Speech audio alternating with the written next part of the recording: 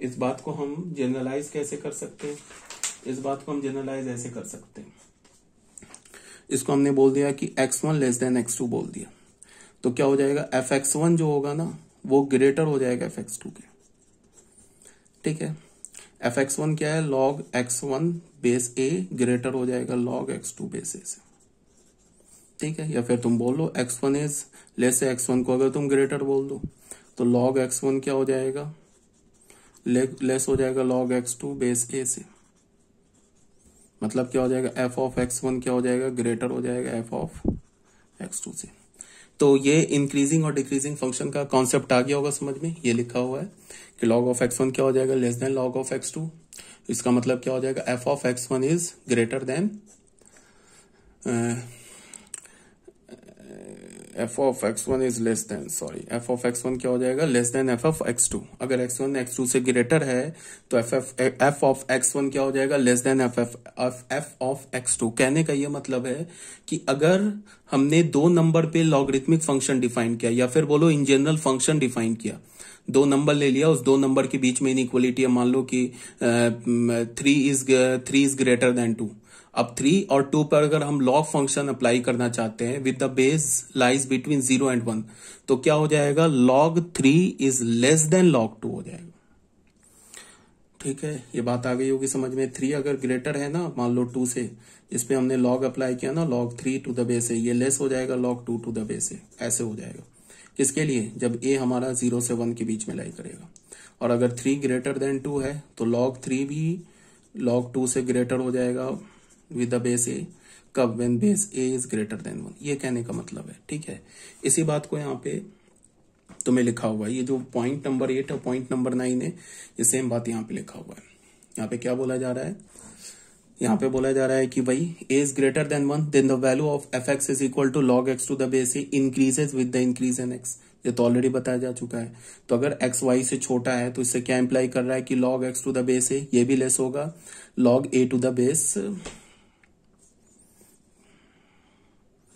log y बच्चों इसको correct कर लेना, log y to the base है, इससे क्या होगा, ये लेस होगा log x to the base है, लेस होगा log y to the base से। ठीक है, और log x to the base को हमने ऑलरेडी ऐसे डिफाइन कर रखा है ग्राफ बनाने के लिए, तो ये डिफाइन किया था ना। अब अगर हमारे पास बेस 0 से 1 के बीच में है, then the value of fx किसके इक्वल है, y के इक्वल है, decreases with the increase in x। ये तो ऑलरेडी बताया जा चुका है। ये क्या होगा, डिक्रीज होगा, y का वैल्यू डिक्रीज होगा, कब, जब x का वैल्यू इंक्रीज होगा। तो अगर x y से छोटा है ना, तो इस पर अगर तुम log अप्लाई करोगे ना, तो log x to the base से ग्रेटर हो जाएगा log y to the base से। यहां से तुम यहां देखो या यहां से यहां देखो, दोनों केस में इनइक्वालिटी रिवर्स हो रहा है। इससे तुमको अगर यहां से तुमको यहां जाना है ना, तो इनइक्वालिटी को रिवर्स करना होगा, यहां से यहां आना है तो भी इनइक्वालिटी को रिवर्स करना होगा। ठीक है, और ये तो ग्राफ बनाने से पहले ऐसे ही तो हमने लॉग फंक्शन डिफाइन किया था। ठीक है, ये बात आ गई होगी समझ में। और उसके बाद हमारे पास क्या है, उसके बाद जो हमारा 9th प्रॉपर्टी हो गया, 10th प्रॉपर्टी में क्या है कि log x to the base a, log x to the base a को हम क्या लिख सकते हैं, 1 upon log a to the base x। ठीक है, ऐसे भी लिख सकते हैं। इसका क्या मतलब है कि अगर हम इस log को रेसिप्रोकल में लेंगे ना, तो इसका जो बेस था वो आर्गुमेंट हो जाएगा, आर्गुमेंट जो था वो बेस हो जाएगा। ठीक है, अब अगर इसको डिफाइंड होना है तो इसको डिफाइंड होने के लिए सबसे पहले इस x को क्या होना होगा, पॉजिटिव होना होगा, बिकॉज ये लेफ्ट हैंड साइड और राइट हैंड साइड को अगर हमें डिफाइंड होना है, लेफ्ट हैंड साइड और राइट हैंड साइड को अगर हमें डिफाइंड होना है, तो उस केस में क्या होगा, ये जो हमारा x है ना, ये तो लेफ्ट हैंड साइड का x है, इसको क्या होना होगा, पॉजिटिव होना होगा। ठीक है, और इधर से तुम x देखो, ये x आर्गुमेंट बना हुआ है, इसे भी डिफाइंड होगा, ये भी डिफाइंड होगा, तभी जाके तो दोनों फंक्शन डिफाइंड होगा। तो x को क्या होना होगा, पॉजिटिव होना होगा।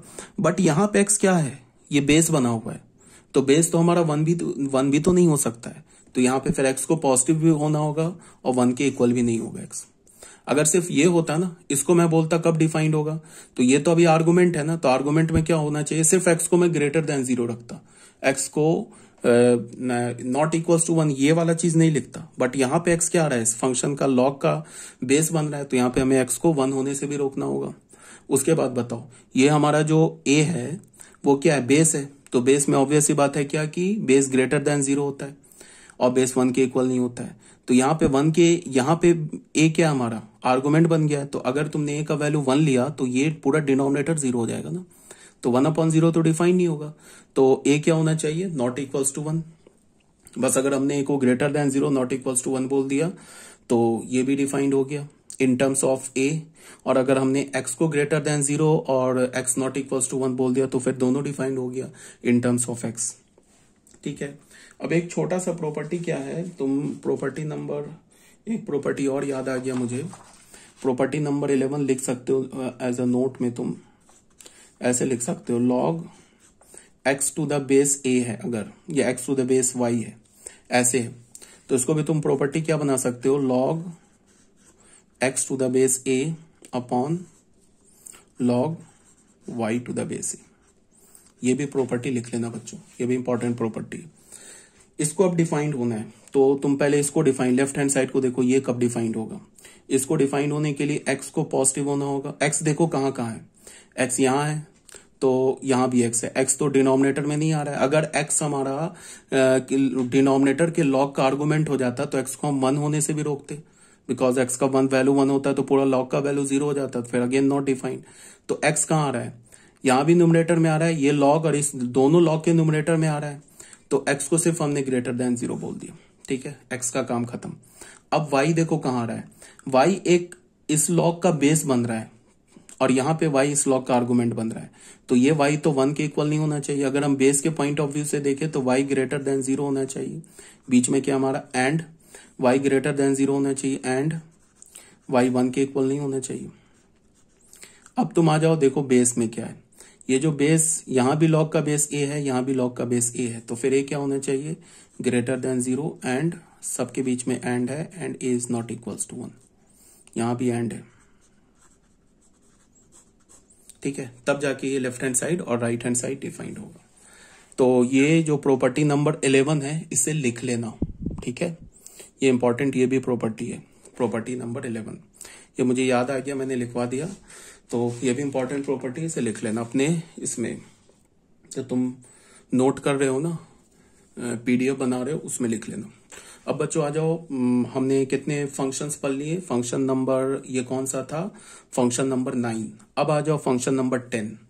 अब छोटे छोटे फंक्शन है, आसान फंक्शन, मेन था एक्सपोनेंशियल फंक्शन, लॉगरिथमिक फंक्शन समझना, उसके बाद इजी फंक्शन है। फंक्शन नंबर 10 में देखो क्या है, इसको हम बोलते हैं रेसिप्रोकल फंक्शन। रेसिप्रोकल फंक्शन में क्या होता है कि रेसिप्रोकल फंक्शन का जो डोमेन होता है ऑल रियल नंबर एक्सेप्ट 0, 0 को छोड़ के बाकी सारा रियल नंबर होगा। कोडोमेन क्या होता है, ऑल रियल नंबर। फंक्शन को हम डिफाइन कैसे करते हैं, f(x) is equal to 1/x बोलते हैं, इस call the reciprocal function. Domain क्या होता है इस फंक्शन का, ऑल रियल नंबर, डोमेन तो पहले ही लिखा, all real number except 0। Range क्या हो जाएगा, all real number except 0। Function का कर्व जो होगा ना वो कुछ ऐसा होगा, 0 पे तो फंक्शन डिफाइंड ही नहीं है, डोमेन में ही नहीं है 0, तो 0 के क्रॉसपॉन्डिंग जब हम स्ट्रेट लाइन खींचेंगे तो क्या मिलेगा, हमें यही y मिलेगा, तो ये कर्व को कहीं भी कट नहीं करेगा। अब तुम ऐसे देखो, इसको थोड़ा और डिटेल से देखते हैं।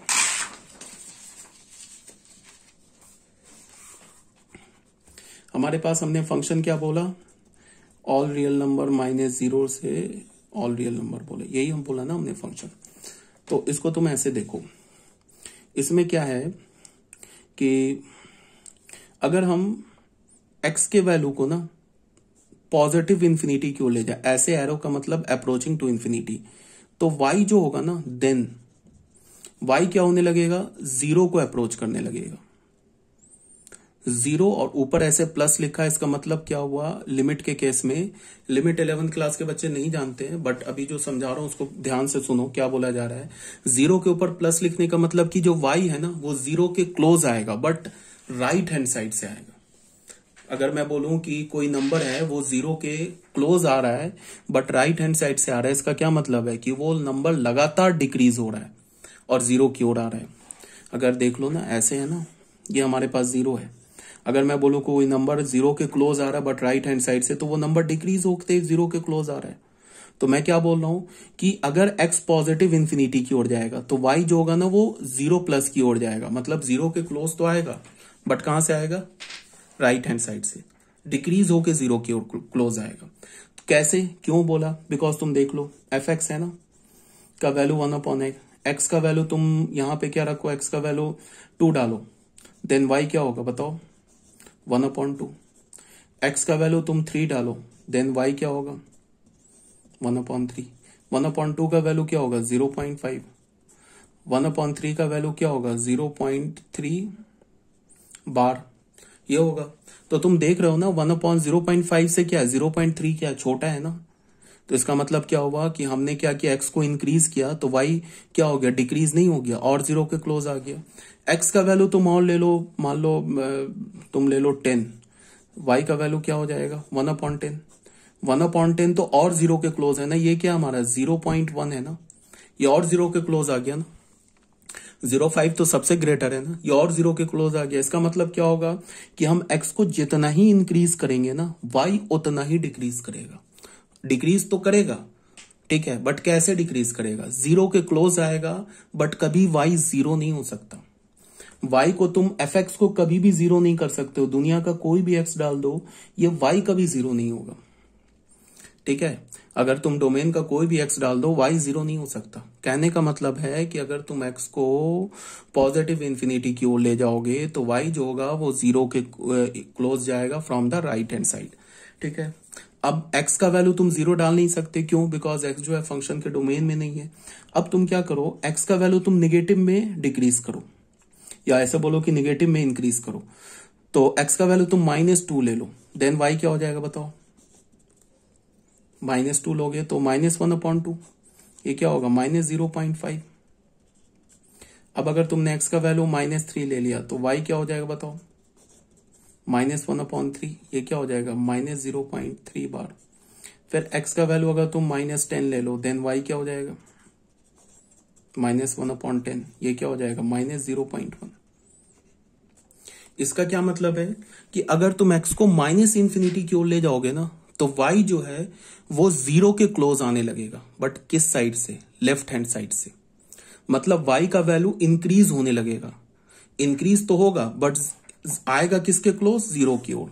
तो मतलब y का वैल्यू यहां होगा, फिर यहां होगा, यहां होगा, यहां होगा। अगर तुम x के वैल्यू को इधर ले जाओगे ना, तो y का वैल्यू इधर आने लगेगा, इंक्रीज होके 0 की ओर आने लगेगा, मतलब लेफ्ट हैंड साइड से 0 की ओर आने लगेगा।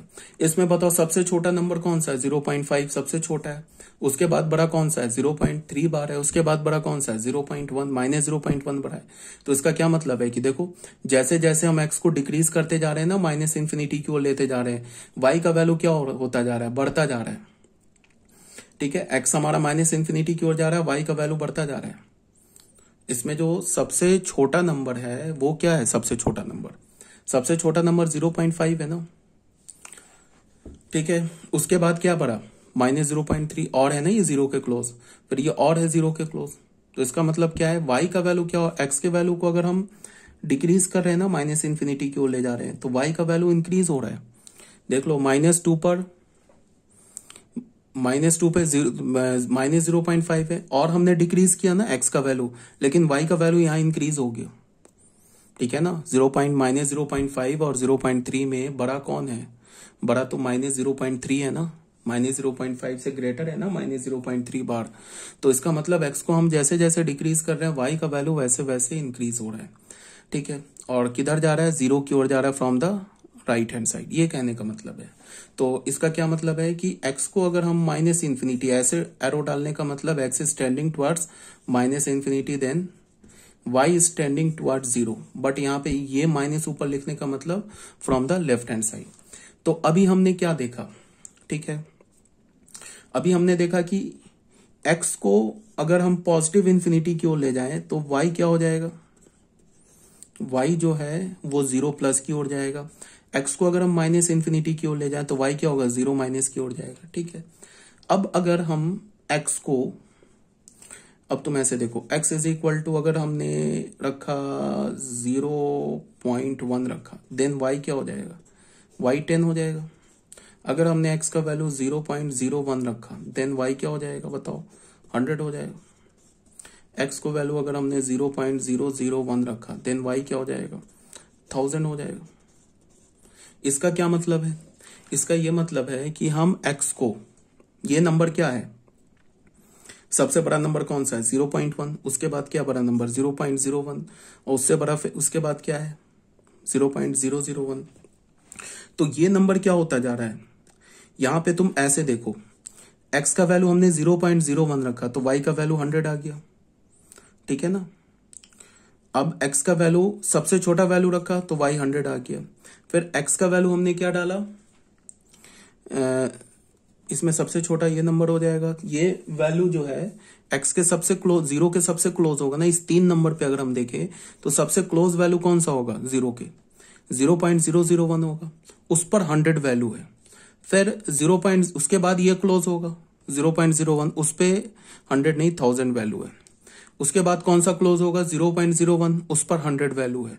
फिर उसके बाद कौन क्लोज होगा, 0. इसका मतलब क्या है कि अगर हमारे पास ये 0 है ना, जो वैल्यू x पर, ये मान लो पॉइंट हमारा 0.001 है, ये वैल्यू हमारा 0.01 है, ये वैल्यू हमारा 0.1 है।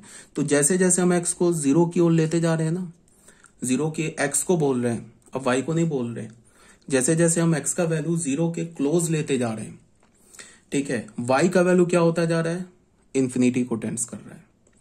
देख लो यहां पे ये वैल्यू हमारा 0.1, उस पे 10 वैल्यू है, और x के क्लोज आए 0.01, 100 वैल्यू है, और x के क्लोज, ये 0 के क्लोज आए 0.001, 1000 वैल्यू है। जितना ही तुम x को है ना 0 के क्लोज डालोगे, लाओगे, मतलब इनपुट जो है तुम जितना ही 0 के क्लोज रखोगे बट ग्रेटर देन 0, y का वैल्यू पॉजिटिव इंफिनिटी जाएगा।